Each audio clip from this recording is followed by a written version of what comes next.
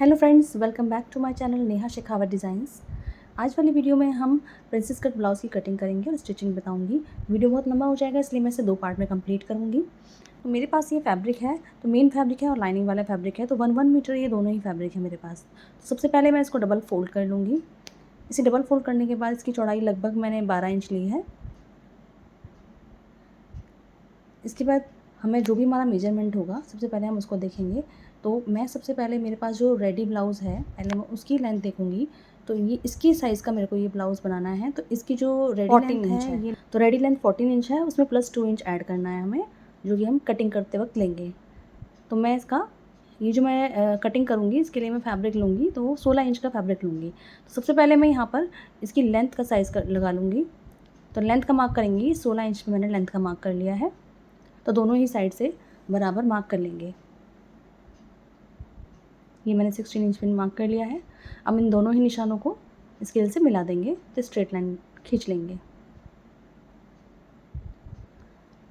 अब ये लेंथ का साइज़ हमने ले लिया है। इसके बाद हमें इसका शोल्डर का निशान लगाना है। तो शोल्डर के मार्क के लिए मेरा जो 15 था, यहाँ पर टोटल जो शोल्डर आ रहा है, उसमें से मैं 1.25 इंच कम करके लगाऊंगी। तो मेरा 5.75 इंच लगभग ये आ जाएगा। तो मैंने शोल्डर का 5.75 पे मार्क कर लिया है।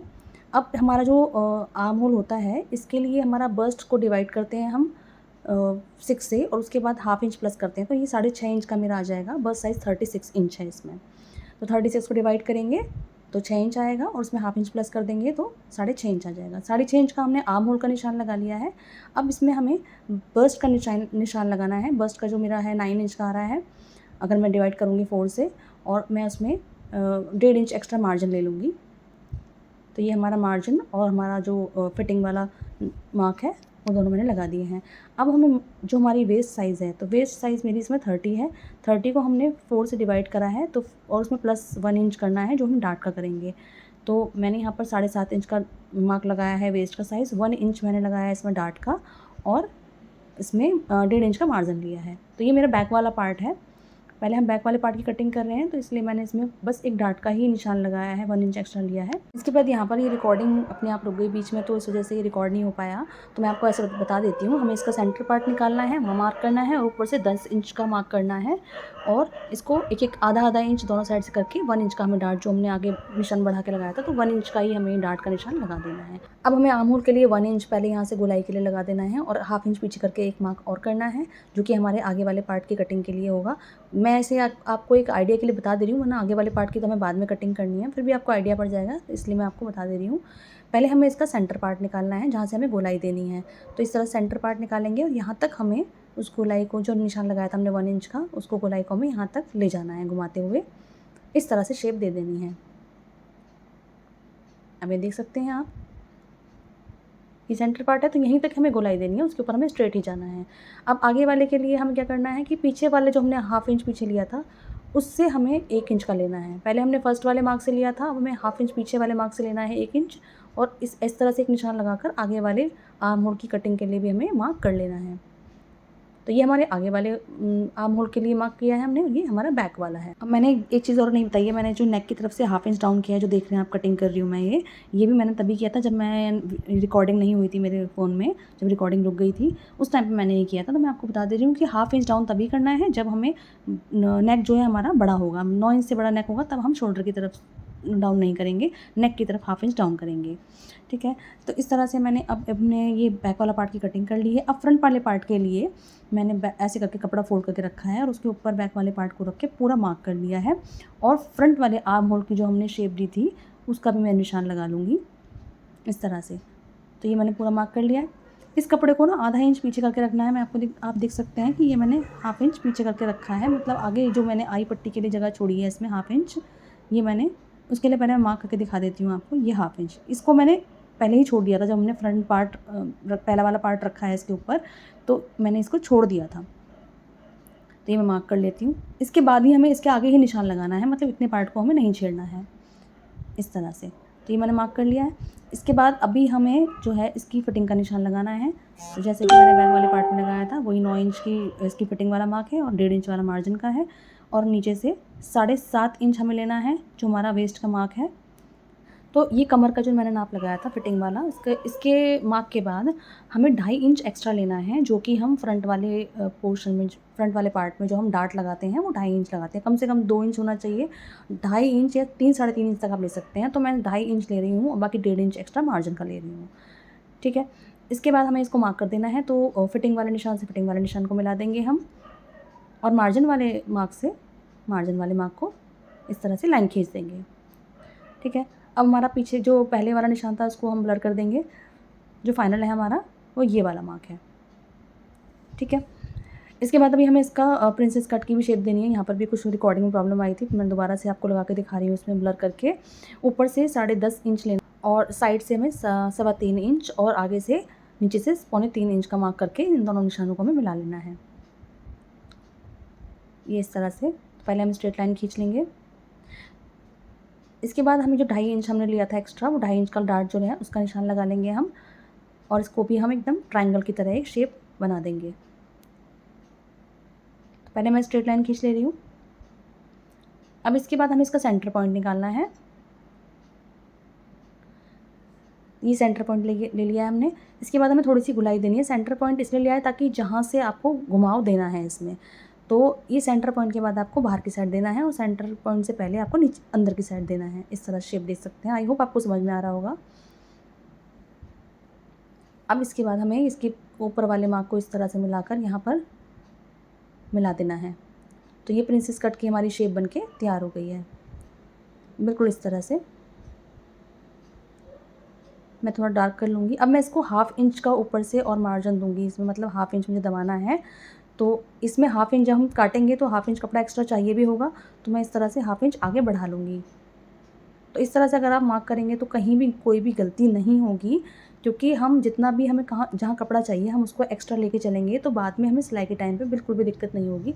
तो फ्रेंड्स, अगर वीडियो अच्छी लगी है तो वीडियो को लाइक कर दीजिए, चैनल को सब्सक्राइब कर दीजिए और बेल आइकन को प्रेस कर दीजिए, ताकि आने वाली हर वीडियो की नोटिफिकेशन सबसे पहले आपके पास जाए। जिससे मैं इसका सेकंड पार्ट डालूँ तो आपके पास नोटिफिकेशन पहुँच जाएगी। जो हमने प्रिंसेस कट के लिए जो फर्स्ट मार्क किया है उसको हम सेकंड वाले मार्क के बराबर ही करेंगे। तो फर्स्ट मार्क मेरा 6 इंच में एक लाइन का मारा है, तो उसी तरह से मैं इस वाले मार्क को भी नाप लूँगी और जितना ही कम आ रहा है उतने मार्क कर लूँगी। अब देखो इस तरह से ये मैंने मार्क कर लिया है। जितना फ्रंट वाला मार्क है उतना ही सेकंड वाला मार्क आना चाहिए। जितना आएगा पीछे से हमें 1 इंच ऊपर करना है इस तरह से। तो लगभग मैंने 1 इंच ऊपर करके इसमें निशान लगा लिया है पीछे से भी, और ऐसे ही हम फ्रंट में भी 1/2 इंच ऊपर तक करके निशान लगाएंगे लगभग। तो ये हल्का सा शेप आपको इस तरह से दे देनी है। अब इसमें हम नेक की मैं चौड़ाई ले लूँगी। तो नेक पहले हमें 1/2 इंच तो एक्स्ट्रा वो लेना है, उसके आगे हमें 2.5 इंच का निशान लगाना है, तो मतलब ये 3 इंच का हो जाएगा। और शोल्डर तैयार होने के बाद, जो अगर मार्जिन छोड़ने के बाद भी करूँगी तो ये 3.25 इंच का लगभग इसका शोल्डर तैयार हो जाएगा। लंबाई इसमें 7 इंच का लूँगी। फ्रंट नेक जो है 7 इंच का है, तो इस तरह से पहले हम 1/2 इंच एक्स्ट्रा करके लेंगे। तो ऊपर से 3 लिया था मैंने, नीचे से 3.5 इंच गहरा ले लेंगे। इस तरह से बॉक्स बना लेंगे।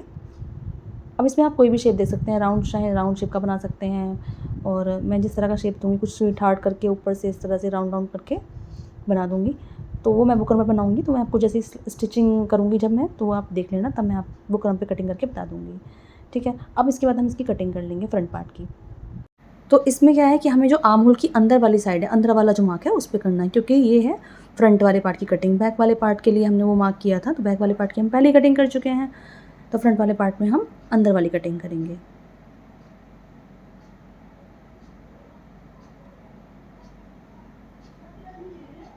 इस तरह से। और अब हमें इसका जो प्रिंसेस कट वाला शेप है इसको हम कटिंग कर लेंगे।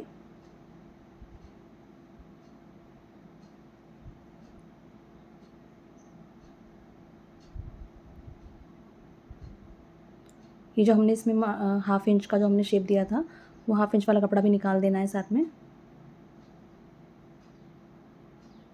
तो ये हमारी कटिंग हो चुकी है। मैं आपको रख के दिखा देती हूँ, ये देखिए।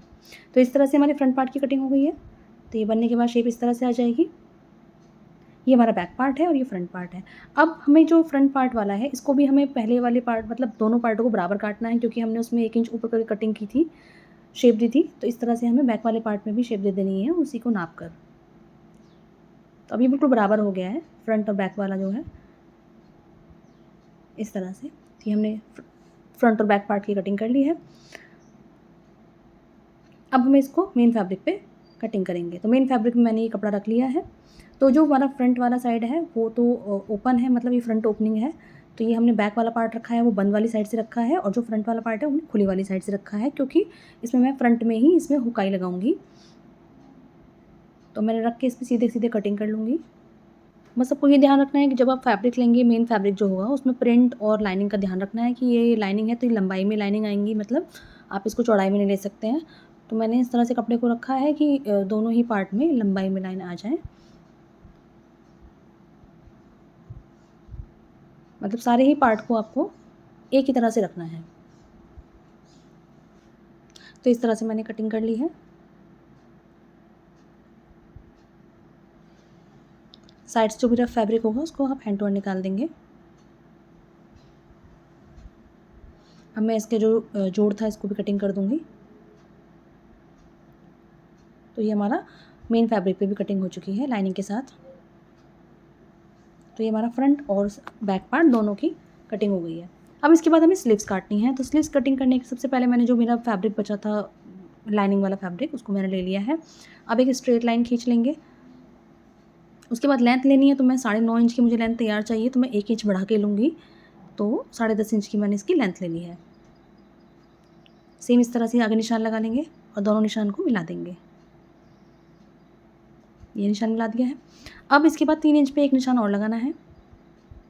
अब इस निशान को भी हम स्ट्रेट लाइन खींच लेंगे। तो इसकी चौड़ाई जो ली है हमने 10 इंच ली है। 10 इंच और 10 इंच के बाद मैं बता दूँ आपको किस तरह से लिया है। अगर हम कंधे को नापते हैं, जो हम रेडी शोल्डर रखते हैं, रेडी आर्म होल सॉरी, तो वो मेरा आ रहा था 17 इंच। 17 को हमने 2 से डिवाइड किया तो 8.5 इंच आया। 8.5 इंच का नाप लगाया मैंने पहले यहाँ पर, और 1.5 से 2 इंच हमने एक्स्ट्रा मार्जिन ले लिया। ठीक है। अब इसमें आगे से भी हमें गोलाई ले लेनी है, तो मैं 6 इंच का लगाऊंगी जो रेडी मुझे करना है। 6 इंच की स्लीव्स और उसके आगे 1.5 इंच का हमने मार्जिन ले लिया है। अब हम दोनों ही ऐसे मार्क को कर लेंगे।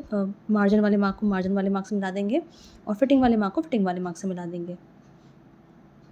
तो ये हमने इस तरह से निशान लगा लिया है। तो ये हमारी स्लीव्स तैयार हो गई है। अब हमें इसकी गोलाई देनी है। तो ऊपर से जहाँ से हमने फिटिंग लगानी है वहाँ से हमें इसको टर्न लेना है, और जितनी 3 इंच की हमने नीचे से निशान लगाया था 3 इंच तक की गहराई हमें देनी है स्लीव्स में। आप देख सकते हैं जिस तरह मैं लगा रही हूँ वीडियो में, इस तरह से आपको निशान लगाना है। और ये मैंने फ्रंट वाले आर्म होल के लिए मार्क किया है। जैसे ही हम ब्लाउज़ में हमने फ्रंट पार्ट में शेप दी थी, इसी तरह से उतना ही गैप लेना है। तो 0.75 का मैंने इसमें शेप दी है। 0.75 का हमने अंदर की तरफ शेप देनी है। ठीक है। आई होप आपको समझ में आ रहा होगा वीडियो में देखकर मैं किस तरह से लगा रही हूँ।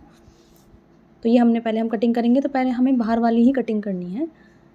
अंदर वाला तो मैंने आपको लगा के दिखाया, उसकी मैं कटिंग बाद में करके दिखाऊंगी आपको। अभी आप देखते रहिए वीडियो में आगे तक। तो पहले हम बाहर वाले मार्क से करके पूरी स्लीव्स की कटिंग कर लेंगे। तो ये हमारी कटिंग हो चुकी है। अब इसके बाद हमें इसको मेन फैब्रिक पे भी कटिंग करना है। तो ये मेन फैब्रिक मेरे पास बस यही बच रहा है इसमें, तो ये थोड़ा कम पड़ेगा अभी। इस तरह से मैं मोड़ लूँगी। तो ये इतना फैब्रिक कम पड़ेगा, उसमें मैं जोड़ लगा लूँगी। जब मैं स्टिचिंग करूँगी तो मैं इसको जोड़ लगा लूँगी कपड़ा।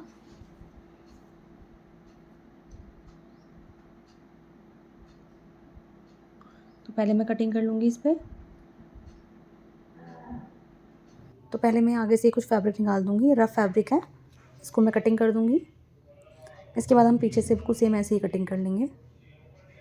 तो लाइनिंग वाले फैब्रिक में क्या होता है, जब हम स्टिचिंग करते हैं तो काफ़ी सारी चीज़ें हमें तभी करनी होती हैं। तो अभी तो फ़िलहाल मैं आपको बता रही हूँ, जब मैं स्टिचिंग करूँगी तब मैं इसमें जॉइंट लगा के दिखाऊँगी आपको, और ये आगे वाली कटिंग मैं तभी करूँगी। इस तरह सारे ही पार्ट की कटिंग मैंने कर ली है। ये मेरी स्लीव्स की है और ये ब्लाउज़ की कटिंग है। अब इसकी स्टिचिंग मैं नेक्स्ट पार्ट में बताऊँगी। तो आई होप आपको समझ में आया होगा। मैंने बहुत ही कम टाइम में आपको सब चीज़ क्लियर करने की कोशिश की है। तो मैं कल 10:30 बजे तक इसका स्टिचिंग का वीडियो अपलोड कर दूँगी। अगर आपने बेल आइकन प्रेस किया होगा तो आपके पास नोटिफिकेशन आ जाएगा। तो जब तक के लिए bye bye. Thanks for watching.